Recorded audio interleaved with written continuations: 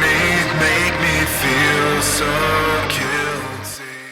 All the memories, the song, where it came from and where I got the inspiration from it, it basically stems from, I think everybody in this world feels guilty about something, and sometimes the admission of guilt is kind of the hardest thing to cope with whenever you do something to wrong someone, or you could have handled the situation better. But that song was basically about expressing that admission of guilt, and the rest is kind of up to you as far as how you're going to move on from that and be better about it.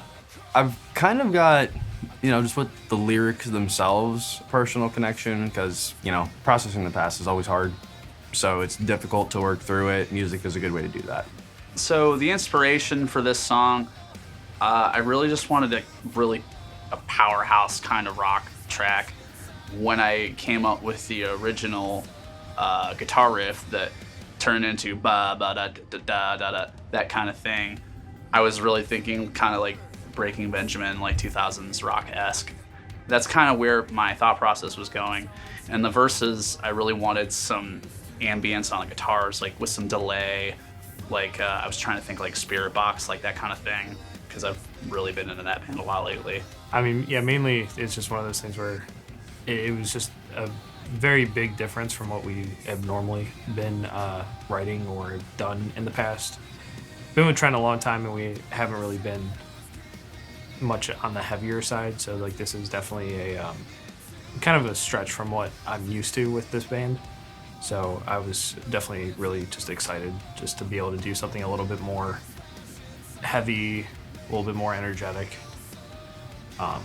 So much as I love the other, like, more relaxed, kind of Goo Goo Dolls-y type stuff that we used to do, it was definitely a lot more exciting.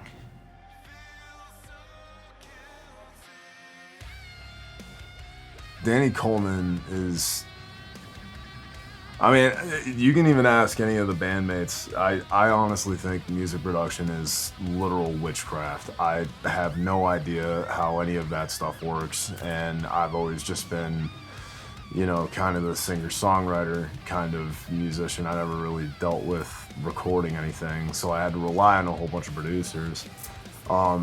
Kind of going back into the past, I've dealt with a lot of producers who did a really good job, but didn't really fit exactly what I was looking for at the time when I was making it and making music in my late teens. But as I've gotten together with, my bandmates, Paul, Rob, and Matt alike, we've gotten on the same wavelength. They all know people. We've networked and got to work with some really talented people, and Danny has to be the best musical engineer and producer I've ever worked with. I was not expecting the full track to be, or to sound the way that it was. The demo version, I go back and I listen to the demo version, and it's completely unlistenable compared to like what we had from Danny, and so that's what made me really excited to actually go in and record vocals whenever I heard the version of that song. I absolutely love working with him. The guy is a great songwriter, great producer, great sound engineer. I felt like we came in with a strong demo, but things can always be improved upon, and he helped with some of the electronic elements of it and some arrangement stuff. He also had thrown in the melody part for the "I can't escape my mind," that part after the solo. So when Trent came in that day, we didn't even hear that part of the song until he was in the booth recording it. We're like, that's it. That's the part. We were really stoked about it. Yeah, absolutely would love working with Danny, and I have worked with him on previous projects. He's incredibly good producer, and normally, like, just his workflow is way different than anything I had ever done. It's really actually kind of hands off for me, which was nice. I didn't have to do. Normally, I'm used to working a lot harder with like the actual production and recording and everything, his workflow, phenomenal, though. It's just incredibly different. I'm good friends with Danny. Been working with him for a while now, actually. So I know he does good work, and I know to trust everything that Seldom does. So there's one big thing that sticks out in my mind. The biggest thing with me is I've been doing music since I was 5 years old. It was the only thing that ever really made sense to me. In previous recording experiences, like all of them have been enjoyable. I've loved going into professional studio environments and being able to record. And in the song All the Memories, there was a fill, the bridge part going into the last chorus. That wasn't written before we went into the studio. Danny actually wrote the melody of where he thought the melody should go, and it was just this one time I was at work, like the day before I was about to record vocals. I just kept listening to that melody while I was, managing at my job, and I was just messing around with different lyrics that could fit in that bridge part, and it was just something thrown together. I didn't spend too much time on it, but then come the day of me actually recording the vocals, I just said, I just wrote this down. I memorized the melody. I tried to find words to this. Let's just go in, wing it, see how it works. And I go in and I record that part of the song, and in the studio there's a live feed of like seeing everybody in the other room of the studio, of them watching me record. And as soon as I got done with that bridge, everybody was freaking out in the studio and was just saying like, dude, that was it. That was awesome. And I've never really had a lot of experiences like that where, that was where I got kudos like that from my bandmates. And I mean, like, they give me kudos no matter what, but I mean, like, to that degree, it just made me, that was one of my favorite experiences, being in the studio, was having that moment and having my bandmates love what I wrote. It was really awesome. The demo of the song, it started out, there was actually a clean guitar intro, and there was also choirs in the back that didn't end up making the final cut. Like I said, I talked about the main riff being like a Breaking Benjamin-esque kind of riff. I took some triads and some small chord progression, and I made a really nice clean with some nice big ambient choirs in the background that didn't end up making it. Trent came in with the vocals, the chorus, the slowly I crawl, that part. And when we were demoing it, he came in and he laid down that vocal line, and I heard it and I was like, this is the single. This is the one. We got to make a video for this song. I was just completely stoked on it. I was really, really, really proud of it. The very end of the song, there's like a chorus 2.0, not quite, but there's a variation that after that last chorus, you hear the kicks do those eighth notes, and then it adds that little gallop. Yeah, I had the idea. I just wanted to make it just big and da da da da da da da on those eighth notes, and then cut off the instruments right when he said guilty. And I mean, I always try to be a better songwriter than I was on the previous song, but I was pretty proud of that moment that we had come up with that, and it just sat so well. No, it was funny because it really was a lot shorter than I'm used to when it comes to songs, because I mean, normally when I'm used to writing, it's usually as like a full band setting, but this was a very compartmentalized thing, and by the time it was brought to me, it was already like pretty much more than halfway done, and it was really cool, like seeing like, oh hey, like this is what we did, and it was such, now I'm suddenly, oh hey, I have to now write a bass part for this, and it gave me a lot of, it felt like I was able to skip through a lot of the rigmarole of like actually like attempting to try stuff, and oh hey, that doesn't work, or that doesn't sound good, or whatever, and we kind of just like, okay, we got the skeleton, and now I can just flow with it. So it was cool in that sense. Our process with Danny is we give him like a defined skeleton, and then he kind of evolves it and puts, you know, the producer touches on it. So we write most of it, and then he puts his, you know, professional tweaks on it.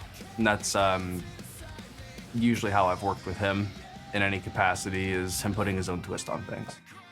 I was really skeptical at first because normally, you know, I'm used to actually playing.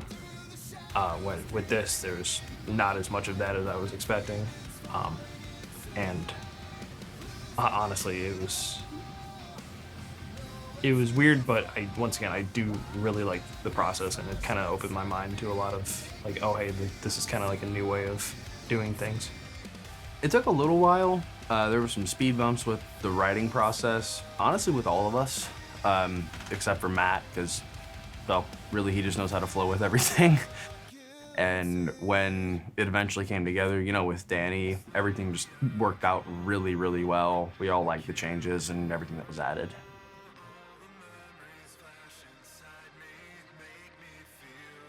Keith is a beast of a videographer too. It's so weird looking back at like some of the stuff that I've done in the past, not just by myself, but when Seldom was first starting out to now. I never thought that our videos would be looking the way that they do. You know, the quality that we have, like each time that we film a video now, it seems like the quality just keeps getting better, and Keith is a beast of a videographer. I definitely wasn't expecting to see, I mean, he did a whole bunch of videos for Kill Streak, which is Robbie's other band, and, you know, I've seen their music videos and they look top notch, and it was really cool to see that translated into what Seldom Fade could do. I mean, yeah, he just kind of let us take control, and he was just videoing it, and we were all just kind of having a good time, and fast turnaround time. Dude was a freaking master putting all those clips together. So I had just met Keith through our drummer, Robbie, and I'm gonna plug his other band. You know, he's in a band called Kill Streak, deathcore, you know, link in the description, all that jazz. So I had seen their videos, and I asked Robbie to reach out to him to see if he would do a video with us, and fortunately he said yes. Working with him is great, seems like a great guy, he definitely knows his stuff. Because I know I can be a little bit, what's the word I'm looking for here? Not controlling, but I definitely try to get the best performance out of people that I can, so I feel like I kind of produce a little bit. I was just afraid I was stepping on his toes a little bit. Fortunately, I asked him and that was not the case. I just want the best performance out of everybody. Absolutely recommend working with him. Did a great job. Love the video. Good stuff. He's worked with other people that we've brought in, works well with everyone that I've put in front of him. So it's just amazing as usual. Everything went really smoothly. It was a fun recording day. Definitely felt like I broke my neck afterwards, but it was definitely nice. It's definitely been a long time coming since we've had something like this come out. I remember it was about a year and a half ago, that almost 2 years, that DTNA came out with the music video for that, in which I'm completely grateful for that song and the music video, but we've spent the last year and a half, almost 2 years, just in writing sessions and demoing songs, and it even gotten to a point where, you know, we were starting to look at things like, you know, if we're in the same place in a year from now, and this is like before we started even recording all the memories or Fever or any of the other songs that we have on the set. Like we this was before we had any of those. We were just like, if we're gonna be in the same place in a year from now, it might be time to, you know, reconsider things. And I think that's kind of what gave us a little bit of a breath of fresh air, was, you know, getting a song that we really believed in and having really talented people make them basically dreams that became reality. You know, it breathed new life into the band. And I mean, it's been a long process, but it's definitely been rewarding to see the end result. I kind of want to attribute most of my thanks to Paul for that, because he's definitely kind of taken the reins on getting the ball rolling and has been doing really well on doing that. So we're just trying to up our game on all fronts: the songwriting, the videos, the whole nine.